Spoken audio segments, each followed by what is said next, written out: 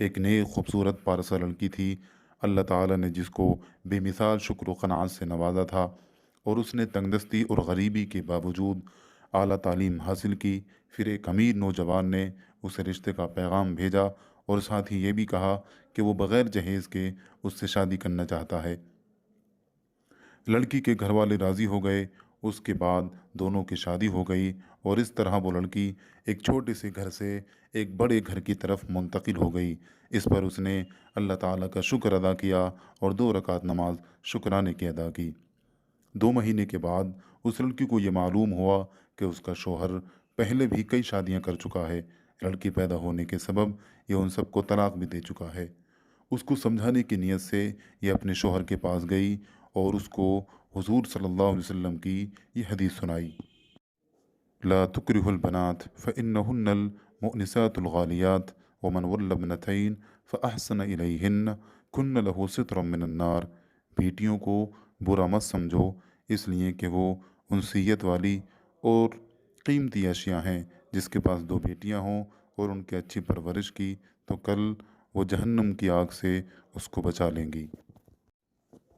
لیکن اس کے شوہر پر اس کا کوئی فرق نہ پڑا اور اس کا خوف اور بھی بڑھتا گیا، اور جب ولادت کا دن قریب آیا تو اس نے ایک خوبصورت بچی کو جنم دیا۔ اس کے شوہر نے جیسے ہی یہ خبر سنی، غیظ و غضب کی حالت میں ہاسپٹل آیا اور ڈاکٹروں کے سامنے ہی اس نے اپنی بیوی کو طلاق دے دی۔ تو اس بیچاری کو بڑا رنج و غم ہوا اور رو رو کر اس کا برا حال ہو گیا، لیکن وہ اللہ کا شکر کرتی رہی، اس کی حمد و ثنا کرتی رہی اور اس کی نعمتوں پر شکر کرتی رہی، کیونکہ اس کے لیے یہ بچی بھی اللہ تعالیٰ کی ایک نعمت تھی۔ وقت گزرتا گیا اور عدت کے دن بھی گزر گئے۔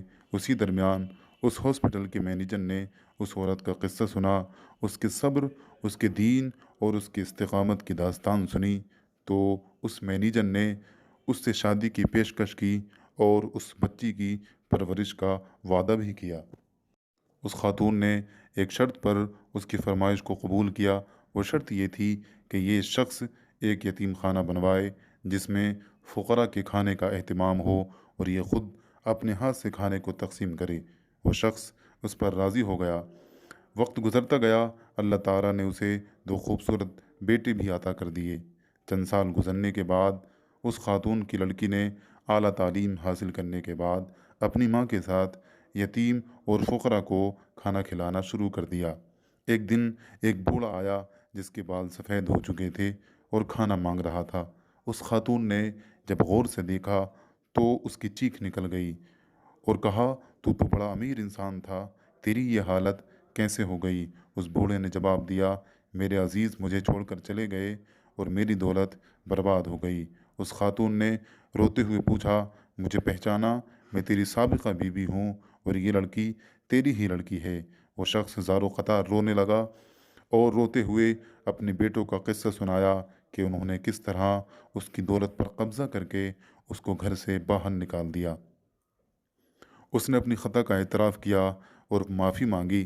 پھر اس خاتون نے اس کو ایک گھر کی چابی دی اور اس کی بیٹی نے کہا کہ آج سے آپ کی خدمت آپ کی ما یہی يفتح بیٹی کیا کرے الله گی۔ للناس من رحمة فلا ممسك لها وما يمسك فلا مرسل له من بعده وهو العزيز الحكيم.